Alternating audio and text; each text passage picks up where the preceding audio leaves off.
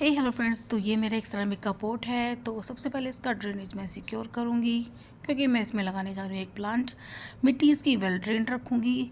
जब भी आप सेरामिक के पॉट यूज़ करें तो ध्यान रखिए उसमें कोकोपीट बिल्कुल भी ऐड ना करें, वरना जो आपका प्लांट है वो रूट रोट से मर जाएगा। तो वेल ड्रेन सोइल ऐड करने के बाद मैं इसमें अपना एक छोटा सा एक प्यारा सा जो ये मेरा स्नेक प्लांट का पप है वो मैं इसको इसमें ग्रो करने जा रही हूँ। तो ये देखिए सिंपली मैंने इसको इसमें फिक्स कर दिया है और चारों तरफ से मिट्टी में डाल दूँगी और इसको प्रॉपरली यहाँ सेंटर में सेट कर देंगे। तो ध्यान रखिए फ्रेंड्स, जो सिरामिक के पॉट्स होते हैं इनमें सिर्फ वेल ड्रेन्ड सॉइल ही होनी चाहिए।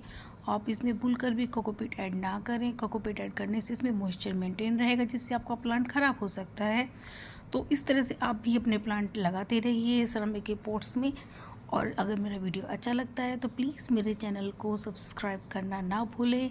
To like, subscribe and share the channel. Thanks for watching.